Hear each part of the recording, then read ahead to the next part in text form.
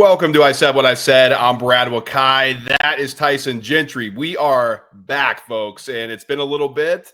Technical difficulties. I've been out of town. We've been dealing with some stuff on our YouTube. It's been a whole mess here for the I Said What I Said crew. But Tyson, we're back in the saddle. And, of course, the one we're returning to features my beloved Penn State Nittany Lions because they have finally fired James Franklin, man. You're so lucky that our hiatus coincides with 3 weeks of Penn State doing Penn State stuff. The Philadelphia Eagles losing 2 in a row, and the Philadelphia Phillies with the funniest way to lose a series I think I've ever seen. It brought me tons of joy, but I know that it fired you up. And so, everything Brad said is true, but it's funny to pretend that we were hiding. Well, I don't know how it would have looked coming on here. Like, I don't have hair to be disheveled, but that was my personal hell for sports fandom. I mean, the Eagles just fall apart. Penn State looks terrible. I don't think it's over. Well, I'll tell you this, Tyson. We're going to have an offseason. Because the Sixers are coming. I know, but the Sixers, maybe there's some hope here. I don't know. We'll see. Of course, when the lights turn the darkest, maybe the Sixers are the light that gets everybody out. But I'm saying that facetiously, of course. Tyson knows where I stand on the Sixers. But I'll tell you this. James Franklin being fired, I got the news in the airport heading home from back-to-back Penn State weddings, and I'll tell you, everybody was done with it. And we'll get into this. We're going to talk about top candidates that were mentioned. We're going to talk about my wish list, who I want, my rankings, things like that as we close out this. But we'll just kind of talk about, and I want to get Tyson's point of view because I think a lot of people kind of know where I stand on this, or at least where I started to stand. Boy, oh boy, I'll tell you, Tyson, that news hit, and it hit fast, and it sent everything into a frenzy when it was announced that, yes, Penn State, they found a way to come up with $50 million and get James Franklin out of town. They found a way to come up with $50 million at Adidas's behest. That helps, That's what people are saying. I don't know, man. Adidas isn't involved yet. I don't know if they're spending some cash like that. But you are drinking the Kool-Aid, dude. This was pretty cool, actually. Most of the time, these things are like drawn out, and then it sucks because announcers have to talk about it. These kids have to go through it playing for this guy, and there was a lot of support from former players, current players, all that stuff, and like you expect to see that, but there was some people on the internet going like, "Whoa, I can't believe how much love these guys have for James Franklin." Have you ever seen the guy in a locker room or around a football team? We can get into the rest of it, but like he's 104 and 45 at Penn State, second most winningest coach in the history of the program. Came from Vanderbilt, where he turned that thing around before they cratered. Now they've come back to life, obviously. But dude, he wins a lot of games. He just didn't win the ones that mattered ever here. Yeah, and that's the thing. Like James Franklin, nobody would tell you at Penn State that he's a bad coach. He's just not an elite coach. And that's what Penn State was looking for. Like everything that's been said about James Franklin is correct. Like he brought Penn State out of the darkness that was the sanction eras and got them back to being one of the top programs in the country. But when you have those expectations, Tyson, it's a double-edged sword because this at LSU. How many coaches, you have to win there or else you get fired. That's what the reality is at LSU. Penn State wasn't that way in the latter parts of Joe Paterno and then in the early parts of James Franklin. Everybody was just happy that the football program was building and building and building. Then it got to the point where you're tired of building. The house is there and you're ready to sell it or you're ready to add an extension on. And the extension for Penn State and the fan base was let's win Big Ten championships. Let's go compete for a national championship. And under James Franklin, it happened one time to win the Big Ten. And then you blew the game to compete for a national championship last year in the college football playoff semifinal. And that's the reality. And that's the situation that's followed James Franklin at Penn State. And when you couple that with the loss at Oregon after this was supposed to be the team that won, combined with falling apart against UCLA and then losing at Northwestern, everybody had it. Tyson, I'm telling you, I was at this wedding. And at UCLA, it was like a laughingstock. It was a Michigan-Penn State wedding.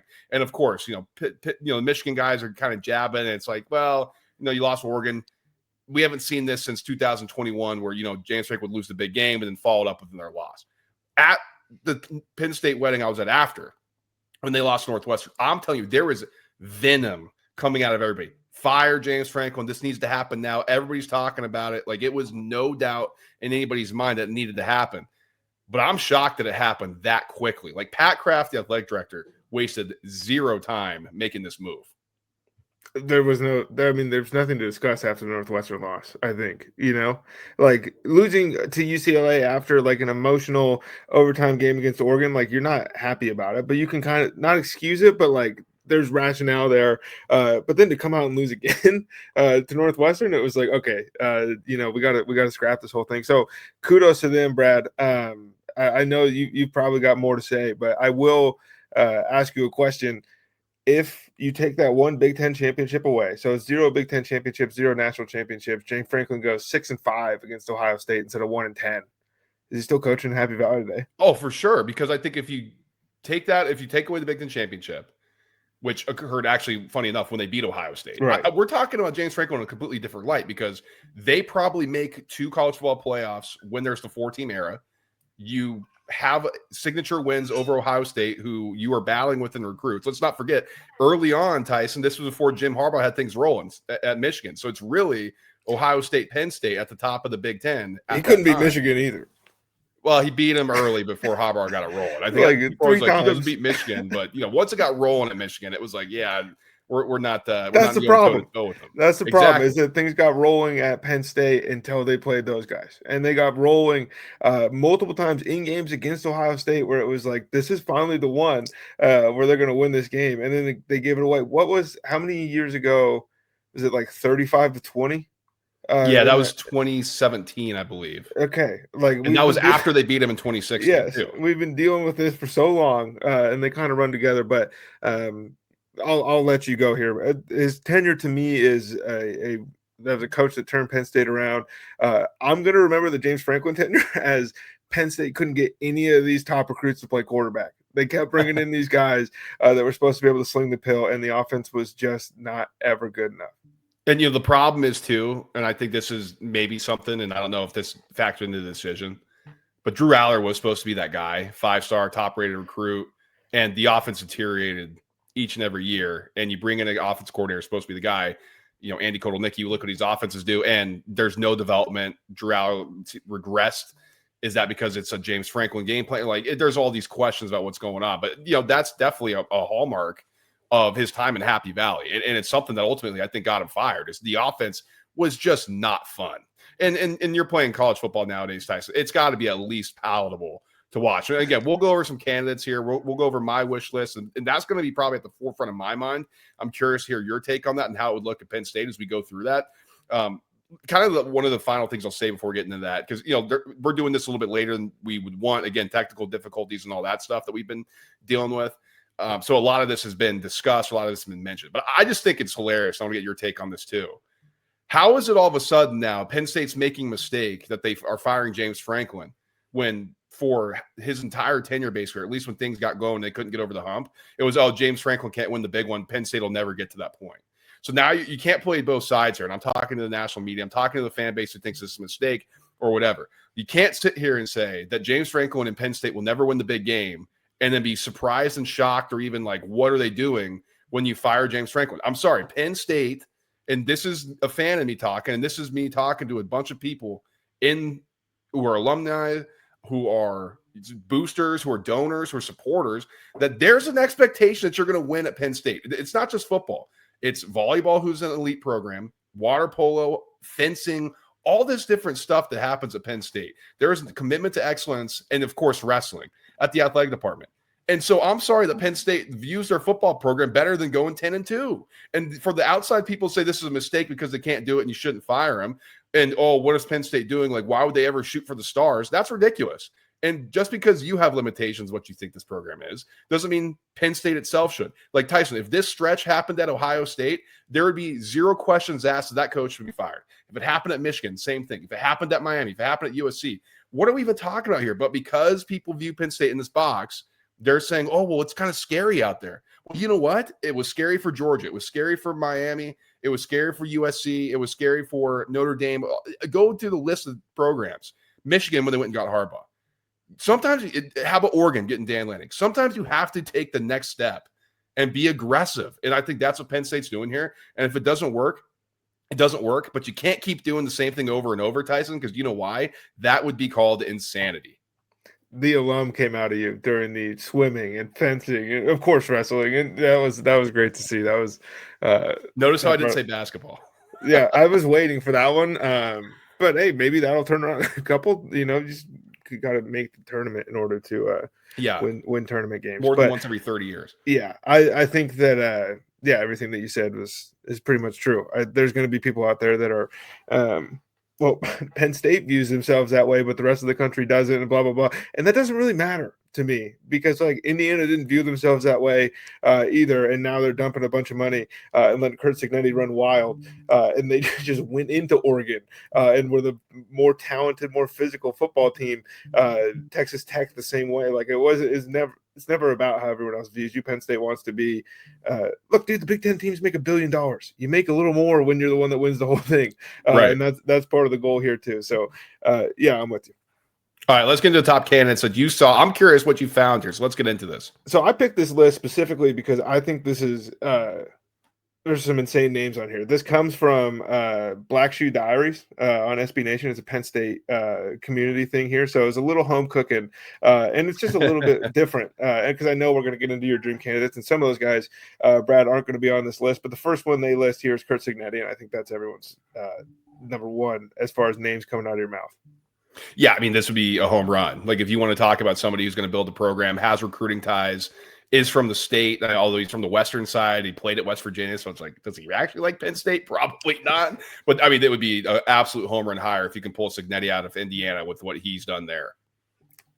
Next one, Matt Rule.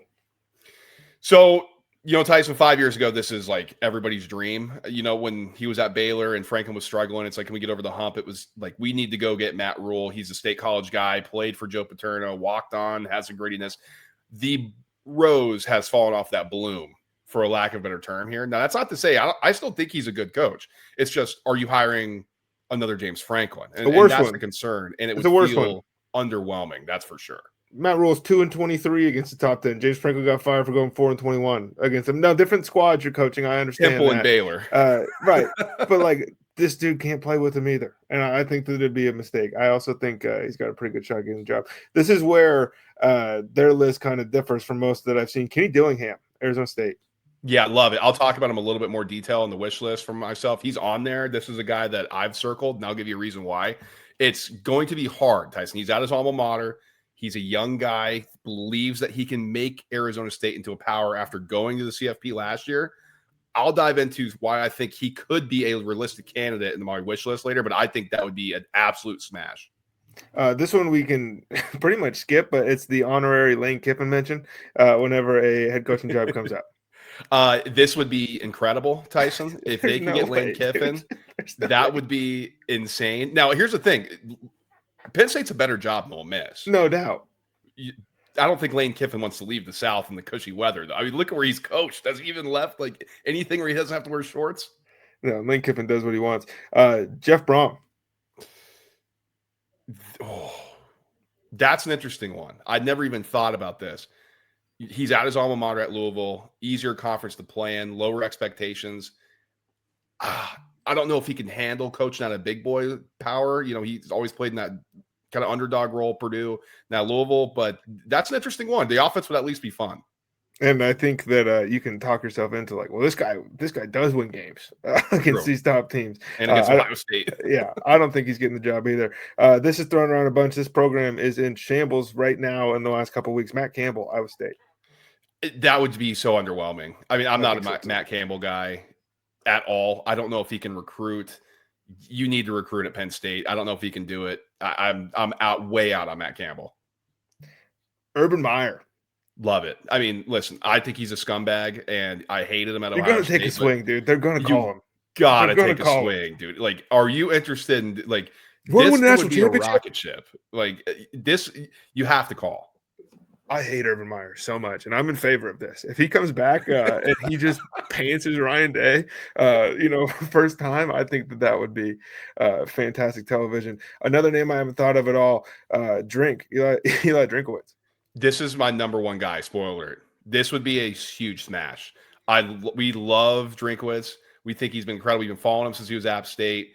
This is the number one guy for me. And he's offensive guy whose defenses keep showing up and shutting everybody out. That's pretty cool. The hottest name in the cycle probably this offseason, Alex Golish. This would be so. I've been circling South Florida, this guy. by the way. I need to start saying where they're coming from. Sorry. Some of these, I think a lot of people know where these from, but he, because he's South Florida G5 level, a little bit more unknown. Hot shot, young guy, right? He's from Pittsburgh, so has ties to the area. Tyson, there's always concerns about when you hire up, like, can you handle the rigors of being at this job? He's OC at Tennessee, so he learned, I guess, a little maybe. I think he'd be very good. I think he's ready for the moment. He's staying in the South, man. But I'd like him. I'd like him a lot. I think he'd be a good hire. Brent Key. This one I haven't got your thoughts on yet, and I'm pretty excited. I don't think he's a fit. I think he'd be an incredible coach. But, he's going to play up to, so he's going to compete with the Ohio States, with the Michigans, with the Oregons. But Tyson, what happens when you lose to, somebody on the road because you're playing down to the competition like you said at Georgia Tech? I think that's where it gets a little frustrating and tough. Remember when he was going to be on Bill O'Brien's staff? Yeah, that's like a super weird thing. Brian Hartline, wide receiver coach, Ohio State. You're just doing this to kneecap Ohio State and see if you can get. Are you pro Petty or not? Or are you getting your Dan Lanning? I think that's what you need to figure out here, right? I mean, I don't know if you are, but at least Tyson will know you're going to get some wide receivers in Happy Valley. For the first time in a long time. It's been a minute. And this is a guy that I like a lot for this job. Will Stein. Oregon offensive coordinator. He's also very high on my wish list. Again, this is something that, and I'll get into this a little bit more like when I'm leading in my wish list. I would love this. I think this would be an awesome move for Pat Kraft and for this athletic department going forward and go into a different direction. I think that might be what you need here. And the granddaddy of them all, Nick Saban. Dude, that's number one if you can get him, dude. Like, you have to call him and be like, hey, are you interested? And make him be like, no. Okay, we can go somewhere else. But this is the number one guy. Maybe he's been sitting next to Pat McAfee long enough. He's like, I can't take this. It would be right. Super interesting to see him on a different sideline. It's just in white too. Yeah, it would look sick, and he's got some ties in North. But Miss Terry, I don't think wants to live in Pennsylvania super badly. I don't think so. But if she's curious and needs some recommendations, Miss Terry, I will give you a call and I'll let you know like all the great things about Happy Valley. I think you'd like it. So just keep your summer home. Or in the winter, all that. I know that's when the football season is, but I mean, come on. As soon as it's over, you can head back down. You don't have to sit through the spring. You come back in for the summer. You're good to go. All right, last one, and then you get into your wish list. Kevin Patullo, offensive coordinator. No, I'm just kidding. I saw that from the Eagles Twitter that I was on. I was like, oh my God, people are really bonding this guy off. But let's get into the wish list, Tyson. I want to hear your thoughts on this stuff too. I'll just start with this. Here's what I'm looking for. So if I'm Pat Kraft, he's going to be in charge of this decision-making process.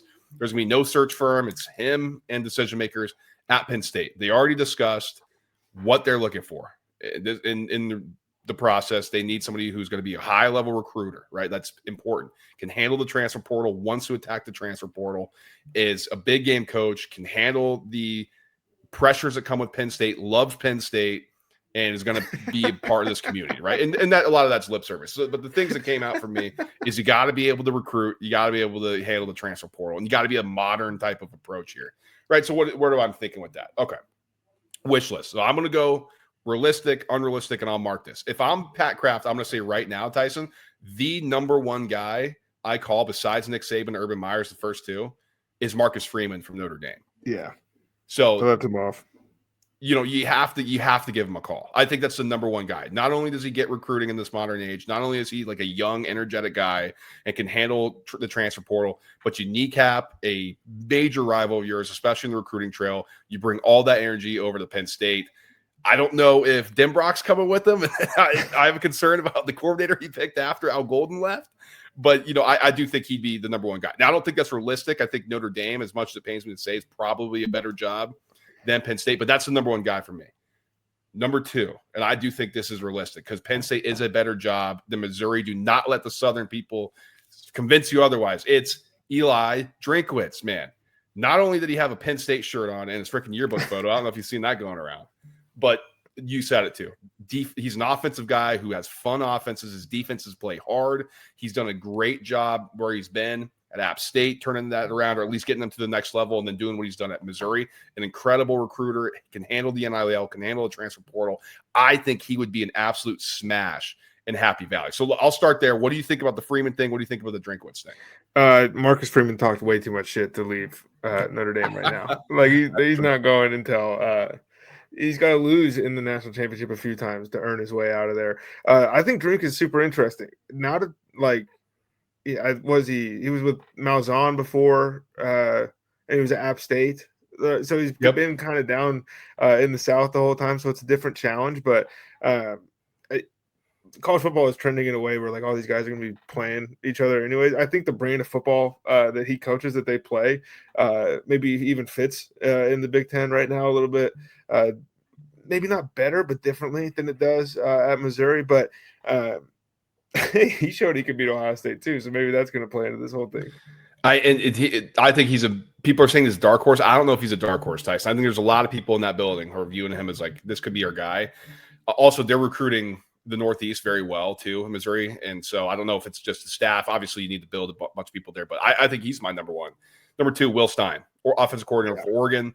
Tyson, what I'm looking for Penn State, everybody's talking about, well, why don't you need somebody who can just get you to the next level, like Matt Campbell, or I'm like, why are you trying to pluck like just ready-made guys? Like, go take a big swing. And for me, it's the guy who's built insane offenses at Oregon, is young. I think he can carry it over, is a great recruiter, is a great quarterback developer. And that's what Penn State desperately needs. Now, who do you get from defense? We'll figure things out from there. It's another young hotshot. How young does this thing go? I don't know. But if I'm taking a swing, I'm calling Will Stein. I'm getting him to Happy Valley, and I'm making sure he stays there. Number three, another guy with ties to Dan Lanning. It's Kenny Dillingham. And we mentioned this. It's going to be tough to pluck him out, and I'll tell you why. I think it's possible. Yes, he's at his alma mater, Tyson. There is a big discrepancy between how Dillingham views what he knows he have to have to the next level from resources and finances coming from Oregon, and what Arizona State's willing to pay when it comes to the football program. And I know it sucks to leave your alma mater, but at a certain point, man, if you're going to get offered a Penn State head football job with all the money, not all the money in the world, but when Jesus comes, you're going to have a ton more money than you've had. Elite resources, elite fan base, everything that you can want in a recruiting pipeline in your backyard. Swimming program's good. Well, I'm just saying there's a real shot that Dillingham leaves, and I think he'd be great, especially because he's young, elite recruiter, all that good stuff. Where do you think a guy like Kenny D falls into the hierarchy here for the administration at Penn State making this hire? That's the question where I'm like, I don't even know. I guess we don't know what we're going to get out of this search so much, but I don't have as much confidence maybe as you do that they're digging for like this kind of home run. Yeah, I don't know if he's on their radar. You know, like I don't know. Like it's going to be a long sweeping search. Like we're not going to. This hire is not going to happen, in my opinion, until December, right? Like early December. So we're gonna have 2 months of this. So somebody's gonna probably tell Pat Graff, hey, check out the kid at Arizona State. You know what I mean? Like he's gonna be on the radar at some point. For sure, the agent, all that. And so I'm with you. I don't know the parallels there, but I think that would be someplace that they should definitely look. I'll say Signetti for Tyson. While he would be insane immediately, how much longer is he gonna do it? He's the age, like I'm not too concerned about that, because I think what you want to do is win like now. And if you can do it for the next 5 years, who cares? Especially if you can have somebody kind of like after him, that you have like maybe it's Mike Shanahan, the offensive coordinator, that takes over and is like kind of the coach in waiting or something like along those lines. Plus he has ties. Signetti would be incredible. But, I'm just kind of thinking like what's the long term for this program? That's why he's a little lower than some of those other guys.